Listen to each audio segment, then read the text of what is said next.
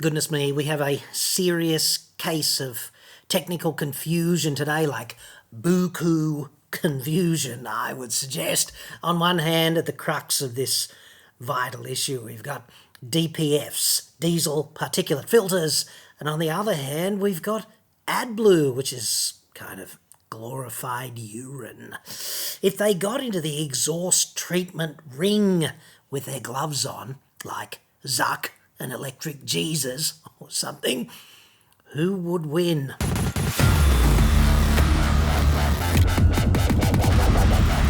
I'm John Cadogan from AutoExpert.com.au. New cars cheap, Australia only, website, card.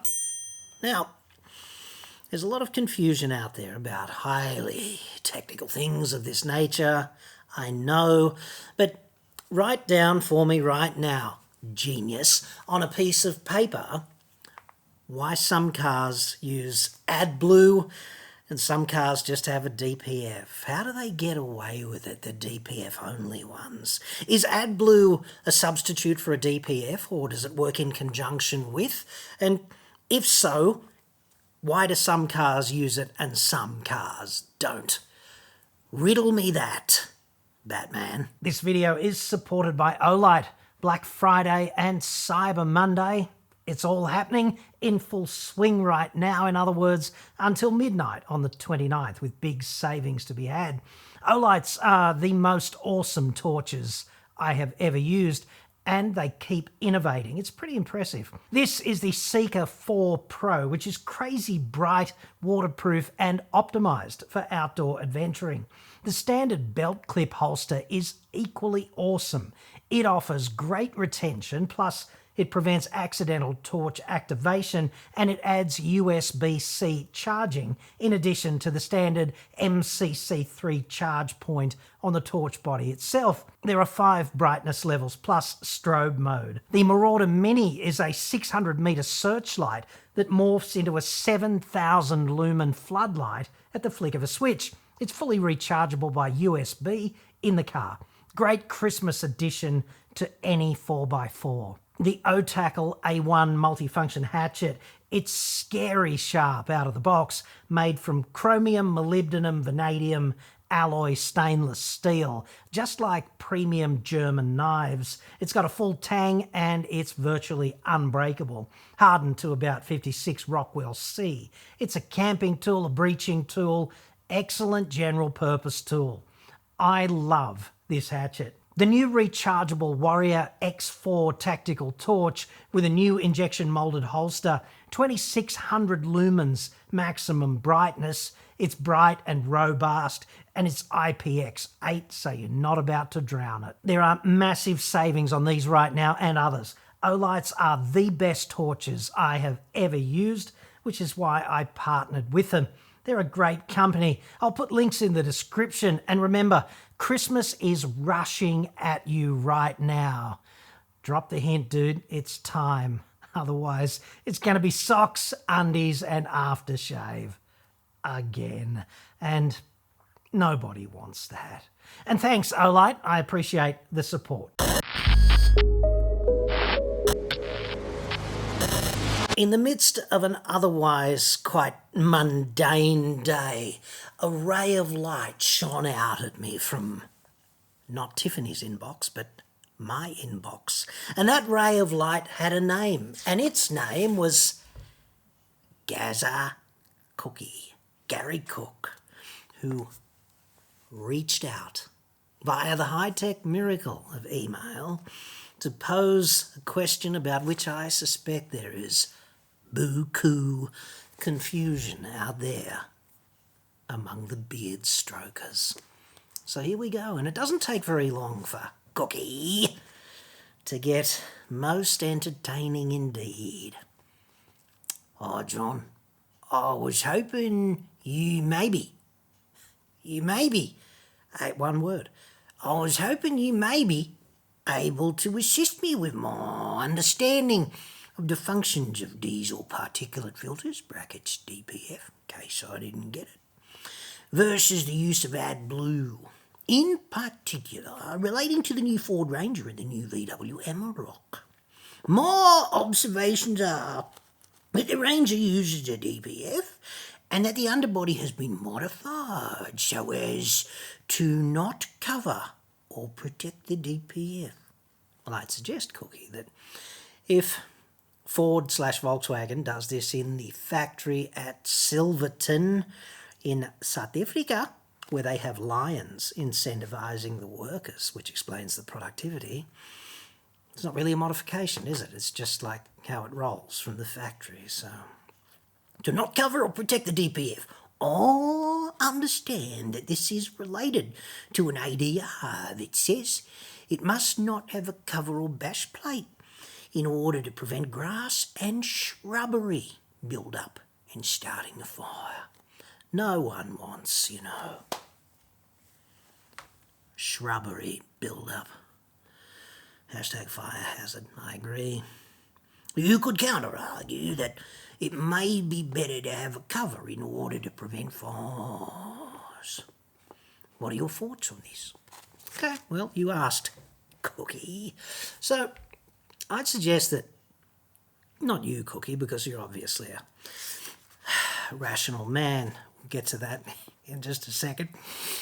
You're obviously a rational dude, but one could imagine a conversation at a hotel in the front bar on a Friday evening about 9 p.m. when the participants to this conversation are well on the way to being too drive to drunk, having a conversation about covers or not on DPFs, because they are furnaces down there, aren't they? They do obliterate particles by heating them up, so should we have a cover or not? And I could imagine half of the camp being pro-cover and the other half being anti-cover, and there are good reasons for both, but there aren't any good reasons for having friggin' conjecture about it because you don't have data.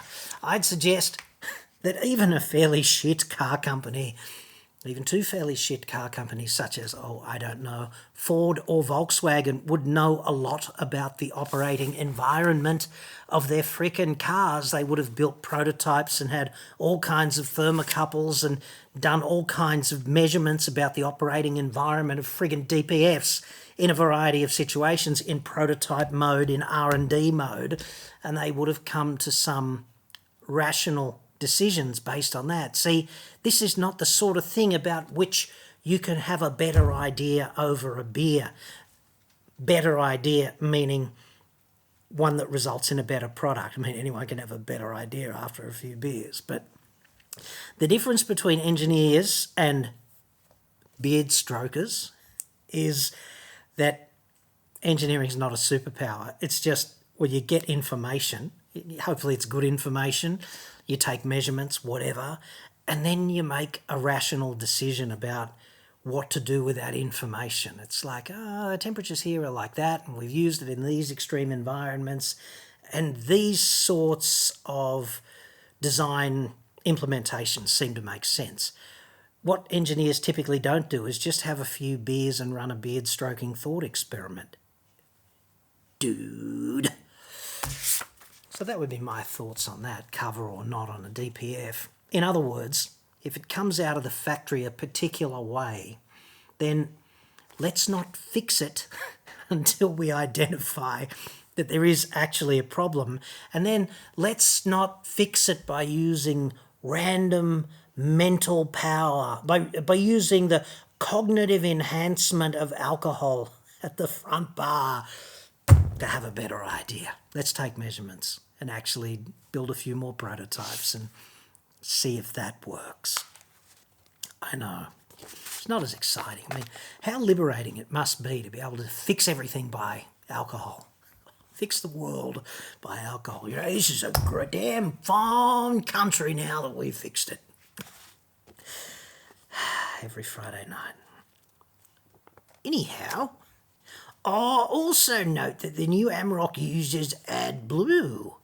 Well, I hate to break it to you, Cookie, but it's very difficult to prove a negative, like does the Amarok use... The Amarok doesn't use AdBlue. It's hard to prove a negative, but Scott Colley and who was the other dude? Matt Brand at Car Source and Scott Colley at Car Expert are both on the record unequivocally saying current Amarok does not use AdBlue.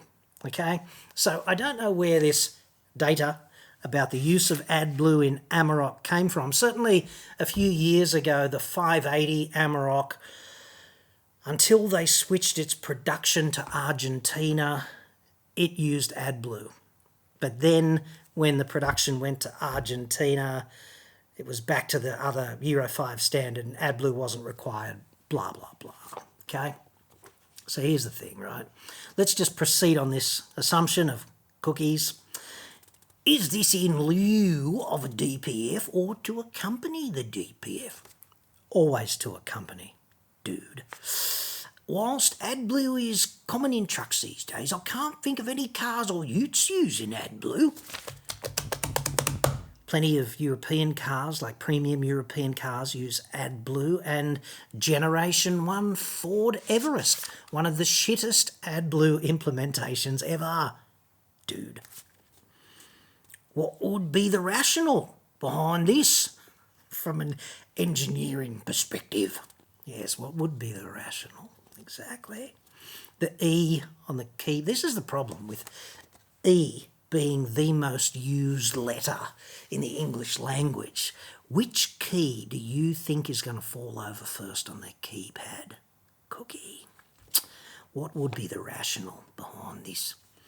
I find it interesting how two car companies using the same engine have gone down such different paths. Can you please enlighten me? Well, you've asked, Cookie, so I'd suggest that they haven't gone down very different paths at all, dude. The best information I can find is that the current Amarok does not use AdBlue. Now, the rationale behind this, AdBlue is a glorified piss, basically. It's a chemical called urea in deionized water. There's nothing particularly miraculous about it, except that when we go pee-pee, we make our own and we can sign our name in the snow or something, or the sand, depending on where you are. It's also called carbamide or carbonic acid diamide because it's regular carbonic acid, except it's had two bits down here replaced with amide groups, right? It's composed of nitrogen, hydrogen, oxygen, and carbon, in other words. DPFs and AdBlue target two different problems. A DPF is a filter in the exhaust system up near the engine designed to trap particles of soot that are harmful to human health, like PM10s and 2.5s. And when it traps enough of them, a differential pressure sensor says, turn up the heat, dude, to the engine control ECU, which obliges. Then your furnace gets really, really hot and the soot is burnt into less harmful soot, basically. So that's how that works. The basic problem with exhaust, though, is that there's quattro things coming out of it that are really problematic, like pollutants. There's nothing you can do about CO2, and there's nothing you can do about water, because when you get hydrocarbons and you burn them, it produces CO2 and water. Air that you're breathing now is 78%, but let's call it like 80% nitrogen gas, roughly, okay? It's actually 78, but about 80%. So if you've got 5 litre lungs, take a big deep breath, 4 of those litres is nitrogen gas, and basically the rest of it is oxygen. It's less than 1% for everything else kind of thing. So mainly nitrogen and oxygen. The nitrogen just goes through the engine. It's along for the ride. There's nothing you can do about that. Some of it does react in lean burn situations where there's too much air and not enough fuel. Some of the oxygen goes off and has a fling with nitrogen gas, and that's bad because that's what causes oxides of nitrogen, which is problem number duos in the engine. You've got problem number 1 is the particles, which we just addressed. There's more particles with diesel than there is with petrol. Problem 2 is oxides of nitrogen. Problem 3 is carbon monoxide. And problem 4 is unburned hydrocarbons. And the big difference between the exhaust of a modern car and the exhaust of some 1970s shitbox is the gross reduction in those 4 things coming out of the exhaust pipe. They really have done a miraculous job. Carbon monoxide, for example, has been reduced by something like 95%. And most of these things, except for the particles like the oxides of nitrogen, the unburned hydrocarbons and the carbon monoxide, they're all dealt with in a thing called a catalytic converter, which you've heard of. That's its function. A 3-way catalytic converter is just like all other 3-ways, dude. It's a lot of fun. It converts carbon monoxide into carbon dioxide. It converts unburned hydrocarbons into CO2 and H2O, and it converts oxides of nitrogen into nitrogen gas and water. So that oxides of nitrogen was the whole Volkswagen Dieselgate scandal. Essentially, oxides of nitrogen are precursors to acid rain and photochemical smog. They're also bad for human health because they're an upper respiratory tract irritant. So you've got your DPF, sucking out the particles. You've got your catalytic converter dealing with those other 3 shitty aspects of exhaust. And that's all good, except regulations keep evolving, emissions regulations. And in 2015... you know you're old when. In 2015, they rolled out a thing called Euro 6, okay? That's the current version of emissions regulations. That was 8 years ago, and we still have not adopted Euro 6. We're still in Euro 5, okay? That's part of the problem. But to comply with Euro 6, which is in place in civilised countries, you basically need AdBlue in the diesels, okay? Now, your glorified piss, your carbonic acid diamide, gets injected. It's in a separate tank. It doesn't go in the fuel tank. Don't do that. It's in a separate tank. It gets injected into the exhaust, and it wreaks havoc with oxides of nitrogen. It's really good at taking down oxides of nitrogen, and it's essential in Euro 6 cars. But we don't so much need it here in Australia because our genius regulators have seen fit to listen a little bit too hard for years and years and years to the Federal Chamber of Automotive Industries, the car industry's filthy little lobby group in Canberra, which has been advocating staunchly in the background for bloody donkey's years to refrain from adopting more strict emissions regulations. That's been their mission for decades upon decades, and they've done it very effectively. #respect. Except emissions regulations is a euphemism for better human health, right? So it's disgraceful that we have not adopted Euro 6. It's really disgraceful, okay? But that's why diesels sold in Australia can get away with not using AdBlue, okay? Because you can reduce oxides of nitrogen to the level required by Euro 5 emissions regulations just with a catalytic converter.